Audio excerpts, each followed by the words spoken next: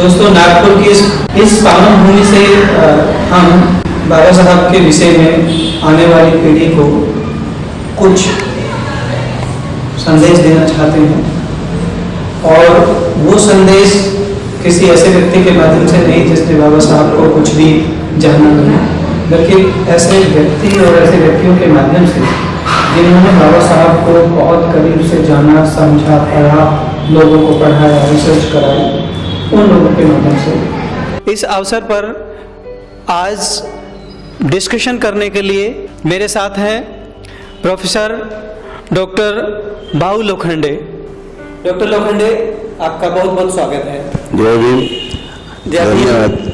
Doctor Lokhande Nagpur university में पाली और Buddhism के प्रोफेसर रहे हैं और इन्होंने पाली और बुद्धिज्म पे काफ़ी रिसर्च किया है।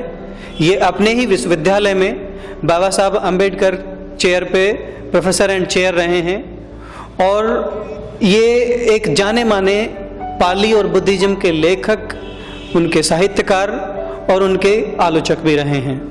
इनकी कुछ चर्चित किताबें रही हैं, जिनमें से बुद्धिज्म इन रशिया, अयोध्या किसकी। इसके अलावा इन्होंने कुछ ट्रांसलेशन का काम भी किया है। एक बहुत ही चर्चित ट्रांसलेशन की है इन्होंने, बोधिसत्वा, जो मराठी में ट्रांसलेटेड बुक है, वो इनके द्वारा ही की गई है। प्रोफ साहब, आपके कार्यों का विवरण तो बहुत लंबा है, आपका अनुभव और आपका जो व्यक्तित्व है वो तो आपसे पहले भी बहुत दुनिया जान चुकी है। हम अपने दर्शकों को आज के इस माहौल को, इस उत्सवमय माहौल को, जिसमें बाबा साहब को बहुत सेलिब्रेट किया जा रहा है, इस वर्ष पर आपका क्या कहना है? सबसे पहले Devendra Singh ji professor and doctor, मैं ये बाबा साहब डॉक्टर आम्बेडकर की पवित्र दीक्षा भूमि पर और नागपुर में जहां बाबा साहब डॉक्टर आम्बेडकर ने बौद्ध धर्म की दीक्षा ली, ऐसे सरजमी पे आप लोगों का स्वागत करता हूं और एहसानमंद हूं, आभारी हूं, ऐसा कहना चाहता हूं, क्योंकि आप दिल्ली से चलकर अपने खर्चे से, अपने मेहनत से और अपने लगन से यहाँ तक पहुंचे हैं और बाबा साहब डॉक्टर आम्बेडकर के सही रूप को, उनके आंदोलन को, उनके कार्य को, उनके राजनीतिक कार्य को, उनके राष्ट्रभक्ति के कार्य को लोगों के सामने लाने का प्रयास कर रहे हैं।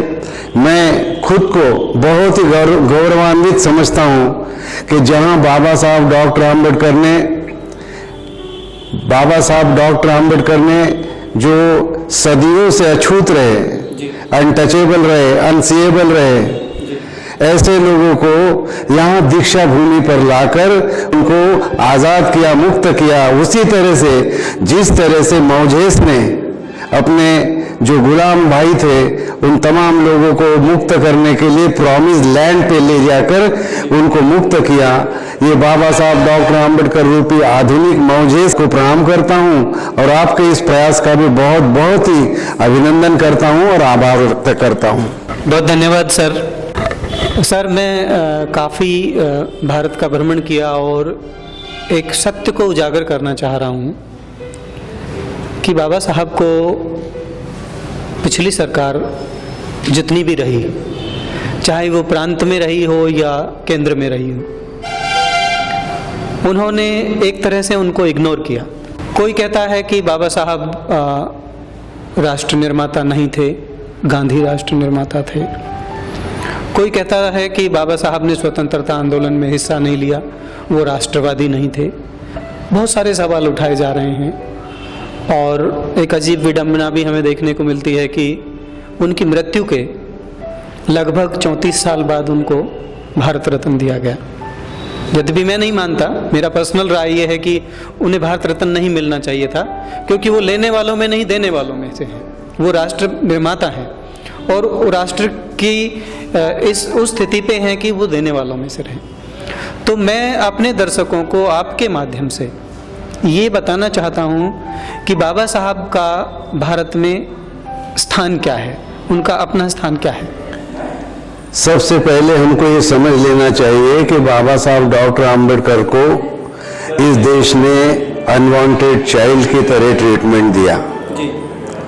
जिस बाबा साहब डॉक्टर आम्बेडकर को स्कूल में बैठने नहीं दिया गया, नलों पे पानी नहीं पीने दिया गया, बच्चों के साथ स्कूल में खेलने नहीं दिया गया, जब वे अपने पिताजी को मिलने सातारा गए तो जो बैलगाड़ी चलाने वाला था उसने इनकार कर दिया कि ये महार के बेटे हैं, बच्चे अछूत के हैं। पर बाद में उसने कहा कि हाँ ठीक है, बंडी तो चलेगी लेकिन मैं नहीं बैठूंगा बंडी पे। और ऐसा कह के उनको जब तालाब उनको प्यास लगी तो नाले का पानी पीने पे मजबूर कर दिया गया।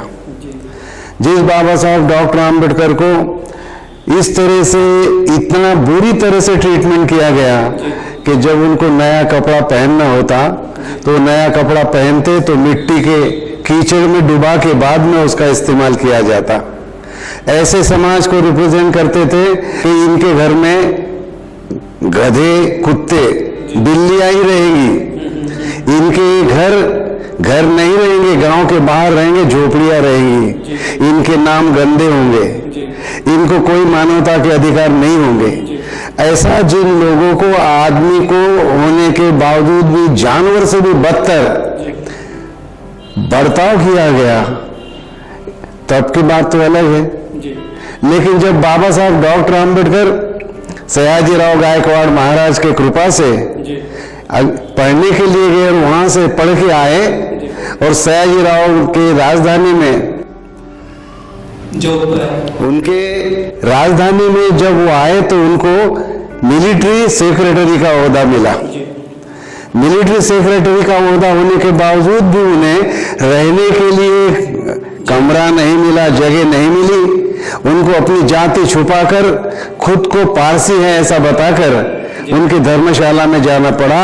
और जब उनको पता चला कि ये तो महार है, ये तो अनटचेबल है, तो डंडे लेकर लोग गए और उनको उनका सामान फेंकवा दिया। और मैंने ये भी सुना सर कि वो अपने ऑफिस में जाते थे तो उनका पियोन फाइल दूर से फेंक देता था। तो उनके ऑफिस में तो उनको घड़ा उनका अलग रहता था, पानी नहीं पीने देता। चपरासी जो होता था वो उनकी फाइल उनके बदन पे फेंक देता था, टेबल पे फेंक देता था। और वो बाबा साहब डॉक्टर आम्बेडकर मिलिट्री सेक्रेटरी पढ़ के आया हुआ परदेश से, उनका सामान फेंक दिया गया और ये महापुरुष एक पेड़ के नीचे रोता खड़ा रहा। मुझे इस बात का आनंद भी होता है कि जिस तरह से महात्मा गांधी को अंग्रेज टिकट कलेक्टर ने गाड़ी से फेंक नहीं दिया होता तो महात्मा गांधी नाम का महात्मा नहीं बनता। और बाबा साहब डॉक्टर आम्बेडकर को अगर उन्होंने नहीं निकाला होता और बाबा साहब डॉक्टर आम्बेडकर को इतनी बड़ी ठेस नहीं लगाई होती तो शायद हम लोगों का भाग्य नहीं जागता। मैं ये कहना चाह रहा हूं कि ये बाबा साहब डॉक्टर आम्बेडकर प्रोफेसर बने, ये बाबा साहब डॉक्टर आम्बेडकर बैरिस्टर बने तो माहर बैरिस्टर करके उनके पास कोई क्लाइंट नहीं आता था। प्रोफेसर बने तो उनके साथ कोई पानी उनको देने को तैयार नहीं था।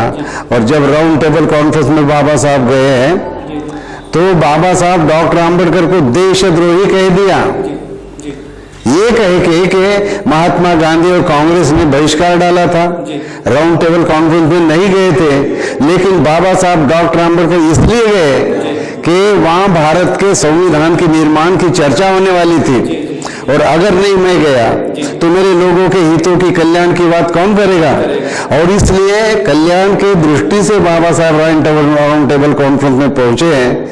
तो इन्होंने बाबा साहब डॉक्टर आम्बेडकर को काले झंडे दिखाकर उनका धिक्कार किया। और वहां जाने के बाद बाबा साहब डॉक्टर आम्बेडकर ने ईमानदार देशभक्त होने का सबूत दिया। कहते आए अंग्रेजों, तुम्हारे आने के पहले भारत में अछूत मंदिरों में नहीं जा सकता था, आज भी नहीं जा सकता है। स्कूलों में नहीं जा सकता था, आज भी नहीं जा सकता है। तालाबों पर पानी नहीं ले सकता था, कुओं पर तालाबों पर पानी नहीं ले सकता, आज भी नहीं ले सकता है। और मिलिट्री में नहीं जा सकता था, आज भी नहीं जा सकता है। पुलिस में नहीं जा सकता था, आज भी नहीं जा सकता है। आपके आने से हमारे जीवन में कोई परिवर्तन नहीं हुआ। आज भारत के लोग जो भाषा महात्मा गांधी ने बोलनी चाहिए थी, जो भाषा पंडित जवाहरलाल नेहरू ने, सरदार वल्लभ भाई पटेल ने बोलनी चाहिए थी, ये अछूत कहलाने वाला अंग्रेजों का हस्तक, मुसलमानों का बगल बच्चा कह के जिनको अपमानित किया गया, वो भारत माता का लाल बाबा साहब डॉक्टर आम्बेडकर कहता है कि अंग्रेजों, वो दिन लग गए जब आप कहते थे और हम सुनते थे, अब वो दिन लौट के नहीं आएंगे। हम दलित लोग ये चाहते हैं कि हमारे भारत में ऐसी सरकार हो कि जो हमारे जीवन में परिवर्तन करने के लिए किसी के दबाव में ना आए। और बाबा साहब कहते हैं हम लोगों को of the people, by the people, for the people चाहिए। ये डंके की चोट पे कहने वाला बाबा साहब डॉक्टर आम्बेडकर, निडर और निश्चिंत होकर एकदम, जिनको उन्होंने कभी कबूल नहीं किया। जिस बाबा साहब डॉक्टर आम्बेडकर को आपने कभी माना ही नहीं कि ये आदमी आदमी है, जिसे किसी भी तरह का सम्मान देने से आपने इनकार कर दिया है। भारत का संविधान लिखने पे अमेरिका ने कोलंबिया यूनिवर्सिटी में ये कहे कि गर्व महसूस किया, घमंड महसूस किया कि हमारे यहाँ से पढ़ के गया हुआ छात्र भारत का संविधान लिखता है, ये हमारे लिए बड़े ही गर्व की बात है। तो बाबा ने तो सर अपने विश्वविद्यालय में बाहर भी लिख रखा है कि हम वो विश्वविद्यालय हैं जिसमें अंबेडकर पढ़ के गए। तो अभी तो मूर्ति भी लगा दी है और ओबामा साहब के द्वारा उसको उनका बड़ा सम्मान भी हुआ है। 100 लोगों में उनका पहले नंबर पे नाम भी आया है। ये सारी बातें हुई हैं, पर इन्होंने कोलंबिया यूनिवर्सिटी ने बाबा साहब का सम्मान किया, परंतु भारत के दिल्ली यूनिवर्सिटी ने, पूना यूनिवर्सिटी ने, बंबई यूनिवर्सिटी ने, कलकत्ता यूनिवर्सिटी ने या BHU ने बाबा साहब डॉक्टर आम्बेडकर का सम्मान नहीं किया। जिस निजाम के हैदराबाद में उस्मानिया यूनिवर्सिटी है, इन्होंने बाबा साहब डॉक्टर आम्बेडकर को उस्मानिया यूनिवर्सिटी में सम्मान दिया, लेकिन भारत के कोई भी यूनिवर्सिटी ने उनका सम्मान नहीं दिया। एक बात। दूसरी बात ये कि बाबा साहब डॉक्टर आम्बेडकर ने भारत का संविधान लिखने पे बहुत सारे लोगों ने बहुत सारे बाबा साहब की बड़ी तारीफ की, जिसमें डॉक्टर राजेंद्र प्रसाद भी रहे, जिसमें TT कृष्णमाचार्य भी रहे, सीताराम मैया भी रहे, तो बहुत लोग रहे जिन्होंने बाबा साहब डॉक्टर आम्बेडकर की तस्वीर पार्लियामेंट में नहीं लगाने दी, जिन्होंने बाबा साहब डॉक्टर आम्बेडकर को भारत रत्न नहीं दिया, जिन्होंने बाबा साहब डॉक्टर आम्बेडकर के महापरिनिर्वाण के बाद उनका शव, उनकी बॉडी बंबई में पहुंचाने के लिए हवाई जहाज तक नहीं मिला। उसके लिए जगजीवन राम साहब को अपने जेब से पैसे खर्चा करने पड़े। बाबा साहब डॉक्टर आम्बेडकर को बंगाल से महामना जोगीरनाथ मंडल ने और वहां के मुस्लिम लीग ने, वहां के मुसलमानों ने, वहां के पंजाबियों ने, वहां के सिखों ने और वहां के नमो शूद्रा लोगों ने बाबा साहब डॉक्टर आम्बेडकर को कॉन्स्टिट्यूएंसी असेंबली में चुन के दिया। और जब बाबा साहब राजमार्ग से, खिड़की और दरवाजे की बात दरकिनार, राजमार्ग से वहां पहुंचे हैं, तो सरदार पटेल को किसी ने पूछा कि सरदार जी आपने ये क्या गजब कर दिया कि एक अछूत को, जो कांग्रेस विरोधी है, जो गांधी विरोधी है, जो हिंदू धर्म विरोधी है, वो आदमी को आपने कॉन्स्टिट्यूएंट असेंबली में तो लाया और उनको आपने कॉन्स्टिट्यूएंट असेंबली में ड्राफ्टिंग कमेटी का चेयरमैन बना दिया। तो वो सरदार वल्लभ भाई पटेल, जिन्हें लौह पुरुष कहा करते थे, वो कहते हैं कि तुम संविधान के बारे में क्या जानते हो? हमें बाबा साहब डॉक्टर आम्बेडकर से बढ़कर कानून का खुदा, इल्म का आका और मजहब का मसीहा मिला ही नहीं, इसलिए हमें उनको यहाँ संविधान के ड्राफ्टिंग कमेटी का चेयरमैन बनाने के लिए मजबूर होना पड़ा। सर कुछ ऐसा भी था कि जवाहरलाल नेहरू तो किसी विदेशी को बनाना चाह रहे थे ड्राफ्टिंग कमेटी का, तो पटेल और गांधी जी के कहने पे उन्हें फिर बनाया गया कुछ? नहीं, बात यह है कि बाबा साहब डॉक्टर आम्बेडकर ने 9 दिसंबर को वहां कॉन्स्टिट्यूएंट असेंबली में भाषण किया था और बाद में पाकिस्तान बन गया, तो बाबा साहब डॉक्टर आम्बेडकर जिस बंगाल से चुन के आए थे, वो जो खुलना और वो जो एरिया था वो पाकिस्तान में चला गया, तो ऑटोमेटिक बाबा साहब डॉक्टर आम्बेडकर की मेंबरशिप भी चली गई। ईस्ट पाकिस्तान में चला गया। तो पता ये चला कि जयकर नाम के बैरिस्टर थे, बड़ा विद्वान आदमी थे वो कानून के, तो उनकी बात जब चली वहां तो कांग्रेस वालों ने उनका विरोध किया, तो वो नाराज होकर राजीनामा दे दिया, उन्होंने इस्तीफा दे दिया और वापिस चले गए। अब इनके सामने सवाल यह आया कि अब भारत का संविधान कौन लिखेगा?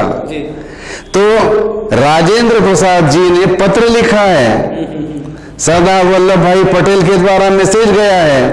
बीजी खेर नाम के प्रमुख थे, बंबई प्रांत के मुख्यमंत्री कहते थे तब उनको, तो उनको उन्होंने पत्र लिखा कि ये तारीख के पहले कोई भी हालत में डॉक्टर आम्बेडकर को आपके असेंबली से कॉन्स्टिट्यूंट असेंबली के लिए चुन के भेजिए।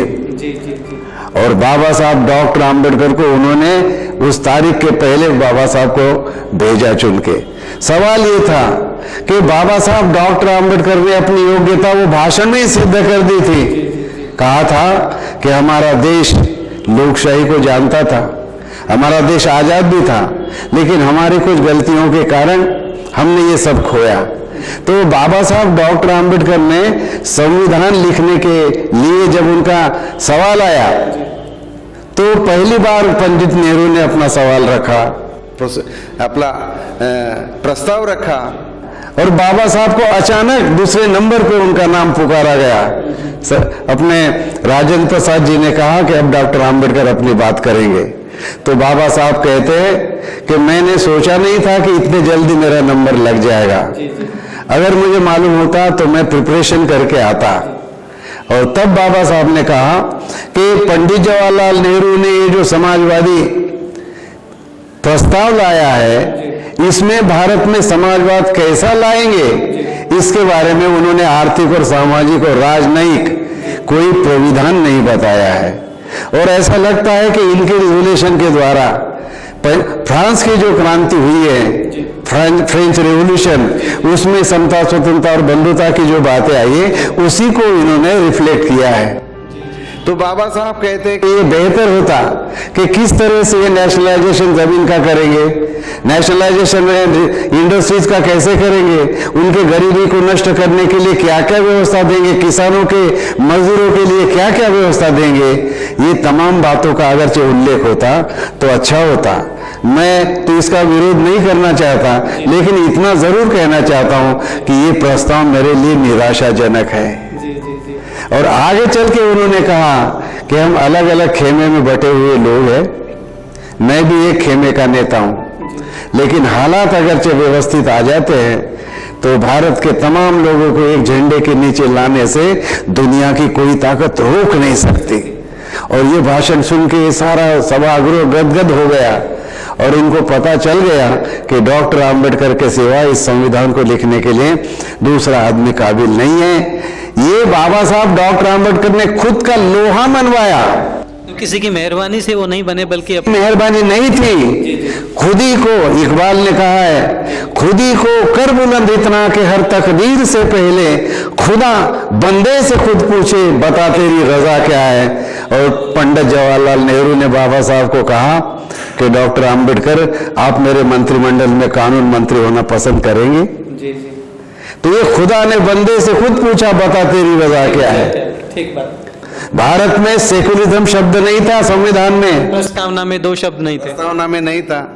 तो बाबा साहब ने सेकुलरिज्म शब्द नहीं इस्तेमाल किया, लेकिन सारा का सारा संविधान इस बात को जोर जोर से बोलता है, बुलंद आवाज में बोलता है कि प्राइम मिनिस्टर का कोई खुद का मजहब नहीं होगा, राष्ट्रपति का कोई मजहब नहीं होगा, उनका व्यक्तिगत घर में मजहब होगा, लेकिन as a prime minister, as a खासदार, एज ए आमदार, अपने ऑफिस में कोई मजहब, अपने ऑफिस में, सरकार में उसका कोई मजहब नहीं होगा।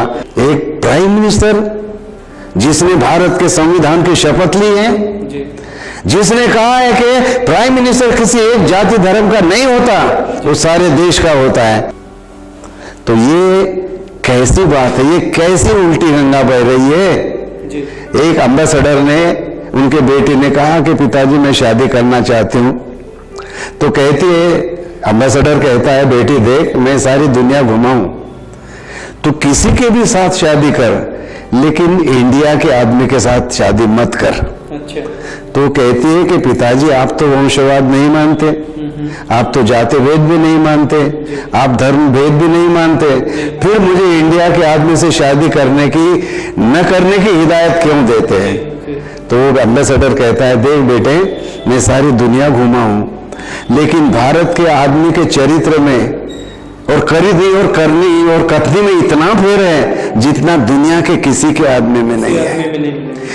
एक मेरे मन में बहुत जिज्ञासा उत्पन्न होती है, वो ये कि बाबा साहब को लोग कहते हैं वो राष्ट्रवादी नहीं थे, उन्होंने राष्ट्रीय आंदोलनों में हिस्सा नहीं लिया, स्वतंत्रता आंदोलन में हिस्सा नहीं लिया। तो चूंकि आप अपने विश्वविद्यालय में अम्बेडकर चेयर पे प्रोफेसर रहे हैं, मैं आपसे और आप ही हैं जो एक आधिकारिक ऑथेंटिक जानकारी दे सकते हैं, मैं आपसे एक संक्षिप्त टिप्पणी चाहता हूं ये कि बाबा साहब का राष्ट्रवाद क्या है। बाबा साहब डॉक्टर आम्बेडकर ने साफ शब्दों में कहा था पार्लियामेंट में, संविधान जब दिया तो ये देश आजाद था, डेमोक्रेसी भी इसे मालूम थी। भगवान बुद्ध का भिक्षु संघ यानी एक छोटी पार्लियामेंट था, वहां वोटिंग का अधिकार था, काले और लाल रंग की शलाकाएं वोट की तरह इस्तेमाल किए जाती थी। सारा का सारा जो प्रोग्राम पार्लियामेंट का चलता है उसी तरह से भगवान बुद्ध का संघ चलता।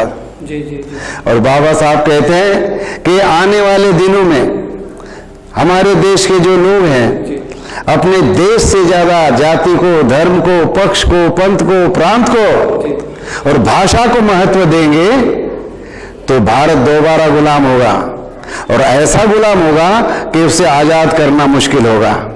और तब बाबा साहब डॉक्टर आम्बेडकर कहते हैं कि मैं मेरे शरीर के खून का आखिरी कतरा रहते तक भारत के आजादी के लिए लड़ता रहूंगा।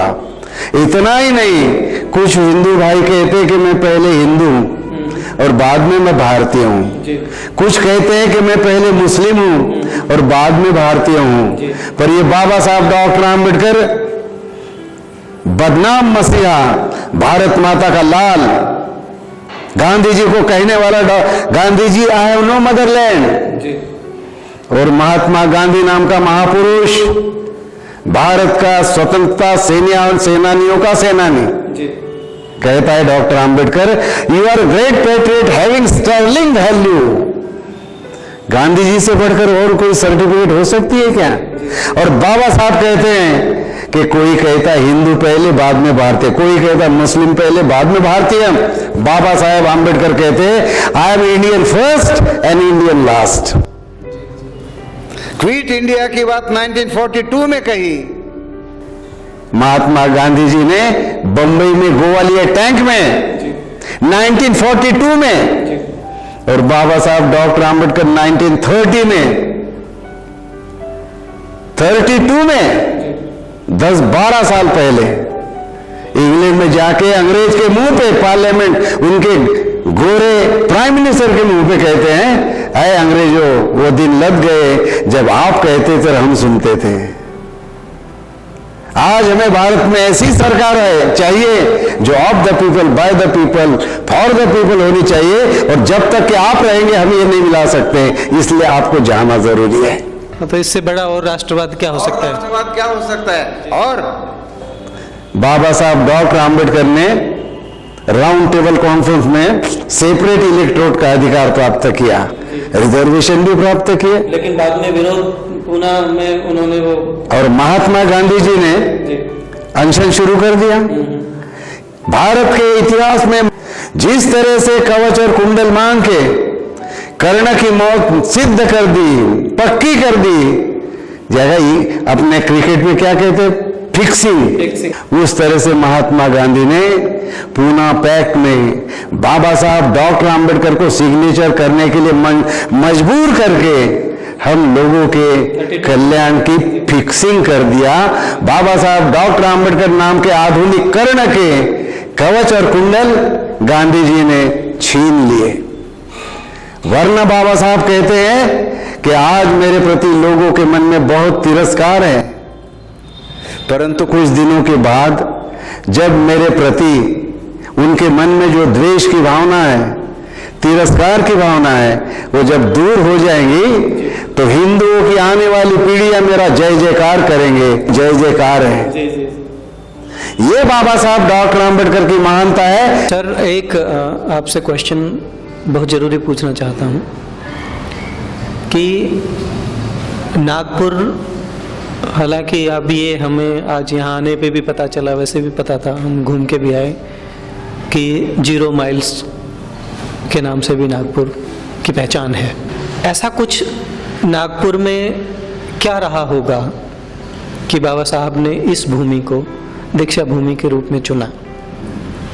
कुछ साहित्य से कुछ जानकारी मैंने जुटानी चाहिए, उससे यहाँ तक तो पता चला कि नाग नदी और नागवंशी लोगों का यहाँ रिहाइश, लेकिन उसके पीछे की पूरी कहानी क्या है? क्यों उन्होंने ऐसा किया कि नागपुर को ही अपनी दीक्षा भूमि के रूप में चुना? बाबा साहब डॉक्टर आंबेडकर ने इन नागपुर को जो चुना है तो ऐतिहासिक दृष्टि से विचार किया है। जैसे कि उन्होंने कहा कि मुझे सारे लोग ये पूछते हैं कि मैंने दीक्षा क्यों ली, लेकिन नागपुर ही क्यों चुना, ये नहीं पूछते। बाबा साहब का कहना उसके लिए ये है कि जैसे ही बाबा साहब डॉक्टर आंबेडकर ने नागपुर में दीक्षा कर ले ली तो जिस तरह से सारनाथ में भगवान बुद्ध ने 5 लोगों को दीक्षा दी थी, पर बाबा साहब ने यहाँ 5 लाख लोगों को दीक्षा दी, तो इसे आधुनिक सारनाथ कहते हैं।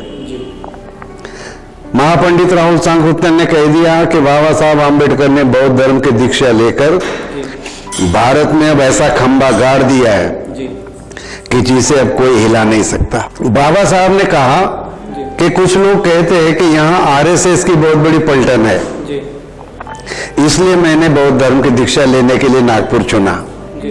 बाबा साहब कहते हैं किसी को अपशकुन करने के लिए मेरे पास समय नहीं है।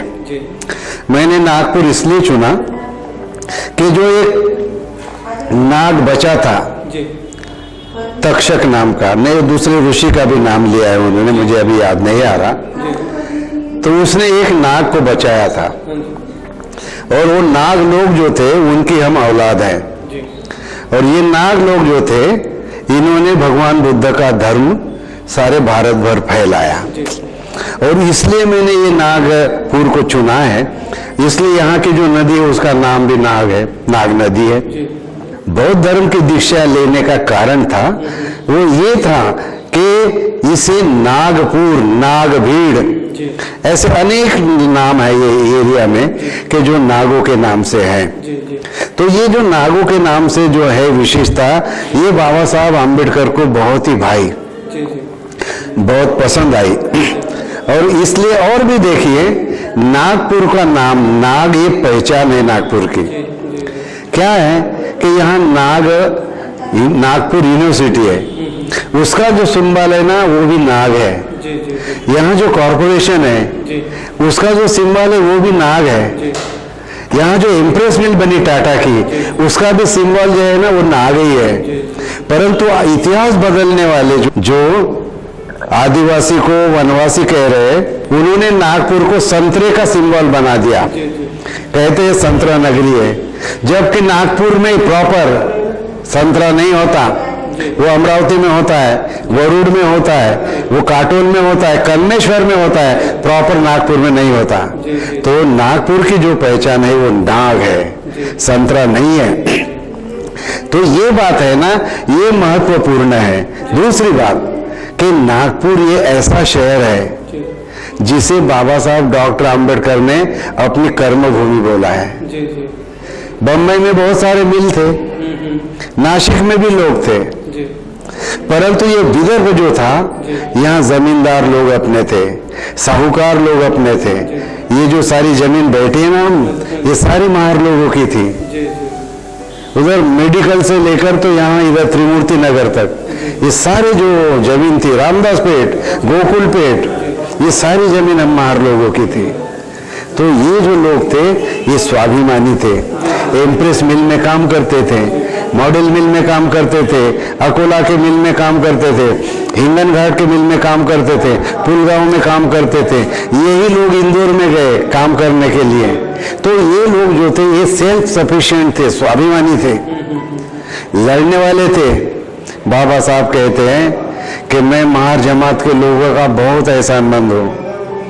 मैं बहुत विद्वान था, कर्तृत्ववान था, बिल्कुल वक्तृत्ववान था। अगर मेरे साथ महार जमात के लोग खड़े नहीं होते पर्वत की तरह, और खास करके महिलाएं खड़ी नहीं होती, तो मैं इतनी योग्यता होने के बावजूद भी कुछ अच्छा नहीं कर पाता, कुछ काम नहीं कर पाता। और इसलिए मैं ये महार जमात का बड़े शौर्यशाली है, बड़े पराक्रमी है, त्यागी है, इनका मैं एहसानमंद हूँ। ऐसे कहने वाले बाबा साहब को नागपुर इसलिए पसंद आया कि यहाँ के लोग बड़े लड़ने वाले हैं, पराक्रमी हैं, त्यागी है, स्वाभिमानी है, और मेरे धर्म के झंडे को आगे बढ़ाते रहेंगे। सर, एक प्रश्न जो लगभग बहुत सारे स्कॉलर्स, रिसर्चर्स इसको ढूंढने का, इसका उत्तर ढूंढने का प्रयास कर रहे हैं। आप अपनी यूनिवर्सिटी में एक अच्छे स्कॉलर रहे हैं, किताबें लिखी हैं, बाबा साहब को बहुत गहन अध्ययन किया है। मैं उन स्कॉलर्स को, उन जानने वालों को, जिज्ञासुओं को ये जानकारी देना चाहता हूँ आपके माध्यम से कि बाबा साहब ने अपने जीवन के अंतिम काल में, अंतिम समय में तथागत बुद्ध की शरण ली। बहुत पहले उन्होंने डिक्लेयर तो कर दिया था, लेकिन 20 साल लगा दिए, 21 साल सोचने में कि मुझे क्या करना चाहिए। तो मैं आपसे ये जानकारी लेना चाहता हूँ कि उन्होंने तथागत बुद्ध की शरण में ही आना उचित क्यों समझा? सारे लोग इतना ही जानते हैं कि 1935 में बाबा साहब ने डिक्लेयर किया कि मैं हिंदू पैदा हुआ हूँ, लेकिन हिंदू रह के मैं नहीं मरूंगा। परंतु उसके पीछे का जो बैकग्राउंड है वो लोगों ने जाना नहीं। बाबा साहब ने 5 साल तक के नासिक के मंदिर में जाने के लिए आंदोलन चलाया। उन्होंने ताला लगा के बंद कर दिया, लेकिन इनको आने नहीं दिया। तब बाबा साहब ने सोचा था ये जलगांव के लोग जो है, उन्होंने हिंदू धर्म को नोटिस दी थी कि भाई इतने दिनों के अंदर हमारे लिए तालाब खोल दो, कुएं खोल दो, मंदिर खोल दो, वरना हम मुसलमान हो जाएंगे। तब बाबा साहब ने बहिष्कृत भारत में अग्रलेख लिखा, हिंदू धर्म को नोटिस, और उसमें इस बात का उल्लेख किया। कुछ दिनों के बाद उनमें से कुछ लोग मुसलमान बन गए। तो जैसे ही वो मुसलमान बन गए तो इन्होंने तालाब और मंदिर के दरवाजे खोल दिए। तो बाबा साहब ने दूसरा अग्रलेख लिखा कि नाक दबाए बगैर मुंह नहीं खुलता। तो बाबा साहब का कहना ये था कि अगर आप हमें आने नहीं देते हैं तो कहने लगे कि जिसके उसके सहनशीलता का सवाल है ये। अगर आपको जल्दी हो गई है कि भैया आपको समानता के हक मिले, नहीं तो मुसलमान हो जाएंगे। तो बाबा साहब कहते हैं कि हमने अभी आशा नहीं छोड़ी है। आज भी हमें उम्मीद है कि हिंदू भाइयों का हृदय परिवर्तन हम कर पाएंगे। पर ये जो उनका विश्वास था वो महाड़ में भी टूटा और नासिक में टूटा, क्योंकि नासिक में तो 5 साल तक के आंदोलन चला ना। तो बाबा साहब ने एवला में जाके कहा कि मैं हिंदू पैदा हुआ हूं, लेकिन हिंदू तो रह के नहीं मरूंगा। फिर उनका ध्यान गया कि कौन बनेंगे अपन, फिर सिख बनेंगे या मुसलमान बनेंगे, क्रिश्चियन बनेंगे। तो बाबा साहब ये थे देशभक्त, कहने लगे कि मैं ये देश का तबाही, सत्यानाश 5 साल में कर सकता हूँ, लेकिन मेरा नाम मैं भारत के इतिहास में विध्वंसक के तौर पर नहीं रखना चाहता, क्योंकि धर्मांतरण से बाद में भी संभव हो सकता है। जी। तो उनको लगा अगर मैं क्रिश्चियन बन जाता हूँ तो अंग्रेज सरकार मजबूत हो जाएगी, अगर मैं मुस्लिम बन जाता हूँ मुसलमानों की तादाद बढ़ जाएंगी, और फिर मेरी क्रिश्चियनिटी के कारण, इस्लाम के कारण मेरे लोगों के रिजर्वेशन खत्म हो जाएंगे, फिर मेरी कल्चर बदल जाएंगी, मेरा देश बदल जाएगा, मेरी देशभक्ति के भी ऊपर आंच आ सकती है। तब उन्होंने सोचा कि बेहतर है कि सिख धर्म में जाया जाए। जी। परंतु वहां जाके उन्होंने जालंधर में कहा कि क्या आप हमारी बेटियों को मांगेंगे, शादी ब्याह करोगे, रचाओगे? उन्होंने कहा हाँ, हमारी बेटियों को आप मांगेंगे, क्या आपकी बेटियां देंगे हम लोग हमारे बच्चों को? तो बोले हाँ। तो आपने तस्वीर देखी होंगी बाबा साहब अम्बेडकर की, सरदार के भेष में, चूड़ीदार पैजामा है, लंबी ये है और साफा भी बंधा हुआ है। तो उन्होंने अपने बेटे को और भतीजे को अमृतसर में भेजा सिख धर्म को जानने के लिए। और कुछ लोग मोहतुरे कहलाए जाते थे हमारे समाज के, जो शादी ब्याह लगाते थे, उनको बाबा साहब ने भेजा कि जाओ सीख के आओ हिंदू मजहब, सिख मजहब क्या है। जब वो लौट के आए तो बाबा साहब ने एक पत्र दिया उन लोगों को और समाज को लिखा कि ये लोग मेरे कहने पे सिख बने हैं, इनके खाने पीने की व्यवस्था भी अच्छी करना। पर उनकी व्यवस्था वगैरह बराबर नहीं हो पाई तो उन्होंने वो धर्म छोड़ दिया। पर बाबा साहब के ये कहने से कई लोग मुसलमान हो गए, कई लोग सिख हो गए। हमारे नागपुर में एक धार गाँव थे, वो धार बन गए, और कुछ लोग थे वो मुसलमान भी बन गए, और बहुत सारे लोग क्रिश्चियन बने। परंतु बाबा साहब डॉक्टर आम्बेडकर के मन का कब्जा भगवान बुद्ध ने बचपन में ले रखा था। अच्छा। वो कबीरपंथी पिता के बेटा थे, और जब तक कि वो कबीर के दोहे नहीं गाते थे, खाना नहीं खा सकते थे, और उनके पिताजी भजन गाते थे। तो बाबा साहब जब पास हो गए मैट्रिक, तो गुरुजी थे, उन्होंने भगवान बुद्ध का चरित्र दिया। उन्होंने गायकवाड़ महाराज के पास ले जाके बाबा साहब को स्कॉलरशिप प्राप्त करा दी थी। तो वो भगवान बुद्ध का चरित्र बाबा साहब ने पढ़ा, और जो बुद्ध ने उनके हृदय का कब्जा कर लिया, तो ना ईसा मसीह रोक सके, ना पैगंबर रोक सके, ना इवन गुरु नानक देव रोक सके। और उन्होंने सिख धर्म को इसलिए नहीं बोला, कबूल किया कि बोले वहां भी तो मजहबी है, वहां भी तो रामदासी है, और मुझे तो अस्पृश्यता नष्ट करने के लिए धर्म लेना है। तो बाबा साहब ने बुद्ध धर्म का स्वीकार किया। और बहुत पहले जब कुछ भी नहीं था उनके लिए सिद्धार्थ कॉलेज नाम दिया, मिलिंद कॉलेज नाम दिया, नागसेन वन नाम दिया, और तुकाराम महाराज के देहू गांव में उन्होंने भगवान बुद्ध की मूर्ति स्थापित की 1954 में। जयंतियां मनाई, कहा कि मेरी जयंती मत मनाओ, भगवान बुद्ध की जयंती मनाओ। तो भगवान बुद्ध सही मायने में समाजवादी डेमोक्रेट थे। वो बात उन्हें इतनी ज्यादा पसंद थी तो आखिरी तक के वो समाजवादियों के साथ पैक्ट करते रहे राजनीति में।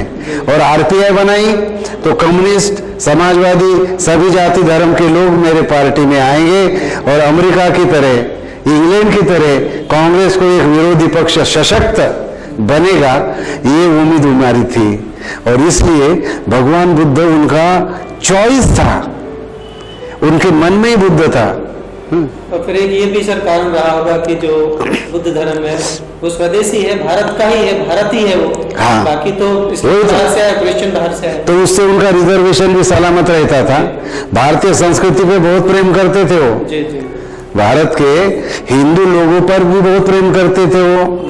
सर्वधर्म समभाव मानने वाले थे, और किसी भी जाति और धर्म का उनके लिए कोई फर्क नहीं होता था। इसलिए उन्होंने धाराएं जो लिखी 14 से लेकर तो 17 तक, 19 तक, तो 35 तक, वो सारी की सारे जो है समानता वाली है।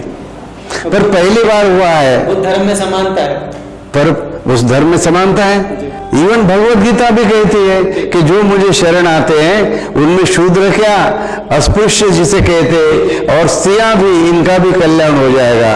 हे कृष्ण भगवान कहते हैं अर्जुन को, सर्वधर्मान परित्यज्य मामेकम शरणं व्रज अहम त्वा सर्व पापेभ्याम मोक्षयिष्यामि मा शुचः। अर्जुन मेरी शरण में आ जा, सारे धर्मों का त्याग कर दे। स्वधर्मे निधनम श्रेया परधर्मो भयावहा। ऐसा कहने वाले भगवान कृष्ण के देश में बाबा साहब डॉक्टर आम्बेडकर अपना धर्म बदल लेते हैं, वो जन्म नहीं लेते। आप जाके देखिए, उन्होंने बर्मा में आके कहा कि बर्मा में जाति भेद नहीं है, श्रीलंका में जाति भेद नहीं है, और वहाँ का मॉडल लाया उन्होंने। बुद्ध की वंदना थी, वो श्रीलंका से लाया, उनकी रिकॉर्ड बनाया, बुद्धांडी धम्मा लिखा। आप देखिए, जब वो प्रिपरेशन कर रहे थे बुद्धांडी धम्मा की, तो ये तो बात की बातें थी, क्रिश्चियनिटी लेंगे, बहुत ही निजाम भी कुछ देने के लिए तैयार था, कुछ भी देने को तैयार था, निजाम ने तो बहुत ऑफर किए थे। तो ये सब टाल के बाबा साहब ने जब बौद्ध धर्म की दीक्षा ली, तो आज उदाहरण के तौर पे कहता हूँ, नेपाल में गए हैं, वहाँ के राजा ने उनका सम्मान किया, उनके अपने महल में उनके रहने की व्यवस्था की। लोगों ने अफवाह फैला दी कि अम्बेडकर बाबा साहेब वो पशुपतिनाथ के मंदिर में जाने वाले हैं। तो उन्होंने क्या किया, दरवाजे बंद कर दिए। किसी ने, भंते आनंद कौशल्यान ने बताया, भंते बाबा साहब आप वहां जाने वाले हैं, ये समझ के वो मंदिर को बंद कर दिया गया। तो बाबा साहब कहते, कैसे ना समझ लोग हैं, मैंने तो बौद्ध धर्म की दीक्षा ले ली, मुझे भगवान बुद्ध के सिवा किसी की शरण ही नहीं है, जाना ही नहीं है। नत्थि में शरणं अयं बुद्धो में शरणं वरं, भगवान बुद्ध श्रेष्ठ के अलावा मैं किसी की भी शरण नहीं जाऊंगा, ये मेरा संकल्प। तो ये मेरा संकल्प है। और ये बात उन्होंने अपने कृति से, अरे भाई, जब उसने समता, स्वतंत्रता, बंधुता, सर्वधर्म समभाव, समाजवाद, ये जो सारे तत्व है, यही तो भगवान बुद्ध का धर्म है। परंतु मुसलमान भाई कुरान के मुताबिक चलता है, क्रिश्चियन भाई चर्च के बाइबल के मुताबिक चलता है, सिख भाई गुरु ग्रंथ साहब के मुताबिक चलता है, हिंदू भाई उनके जो भी ग्रंथ है, चाहे वेद हो, मनुस्मृति हो, गीता हो, उनके मुताबिक चलता है। और बौद्ध है तो धम्मपद के मुताबिक, जैन है तो आगमों के मुताबिक, और कम्युनिस्ट है तो बिना भगवान के चलता है। पर वो चाहे हिंदू हो, मुसलमान हो, सिख हो, जैन हो, क्रिश्चियन हो, सारा भारत, वो सारा का सारा भारत जो चलता है वो बाबा साहब डॉक्टर आम्बेडकर के संविधान के द्वारा चलता है। परंतु समता, स्वतंत्रता, बंधुता की बात करने वाला, इंसानियत की बात करने वाला, मानवता की बात करने वाला, वन मैन वन वोट की बात करने वाला, वन वोट वन वैल्यू की बात करने वाला, ये भगवान बुद्ध का ही धर्म है जो भारत के संविधान में रिफ्लेक्ट हुआ है। इसलिए उन्होंने बुद्ध धर्म को स्वीकार, इसलिए बुद्ध धर्म स्वीकार करना ही पड़ा उनको। फिर आपने ऐसे ऐसे जटिल सवालों का जवाब दिया है जो मैं बहुत दिनों से ढूंढ रहा था, और मैं किन शब्दों में आपका आभार व्यक्त कर सकता हूँ। बड़ी कृपा बाबा साहब की, मेरी सारी जिज्ञासाओं को शांत कर दिया। और मैं आज ये विश्वास दिलाना चाहता हूँ कि जिनकी भी ये जिज्ञासाएं हैं, मैं आपके इन बातों के माध्यम से उन सब की जिज्ञासाएं शांत करने की जरूर। कहने का अर्थ ये है कि बाबा साहब एक प्रेरणा है, बाबा साहब एक ज्योतिपुंज है, बाबा साहब एक शक्ति है। और बाबा साहब ने जिन के लिए भी काम किया, हालांकि उन्होंने सबके लिए किया, लेकिन अगर ये भी माना चाहे, कोई ये भी माने कि बाबा साहब ने जिन के लिए काम किया, तो उनकी जिम्मेदारी बनती है कि उनसे प्रेरणा ले, उनसे शक्ति ले, और बिना किसी से भेदभाव किए। हमारा अर्थ ये नहीं है कि हम दूसरे लोगों की तरह किसी से नफरत करें, हिंसा करें। बाबा साहब का एक उद्देश्य था, वो बुद्ध के धम्म में इसलिए शरण ली थी, वो चाहते थे कि समतामूलक समाज बने, हिंसा रहित समाज बने, स्वतंत्र समाज बने। उन सारी प्रेरणाओं को अपने अंदर उतार के अपने आप अपना दीपक स्वयं बने और दूसरों को भी प्रकाश दें और स्वयं भी प्रकाशवान हो। इन्हीं शब्दों के साथ प्रोफेसर आपका बहुत बहुत धन्यवाद। जय भीम, नमो बुद्धाय। जय भीम, नमो।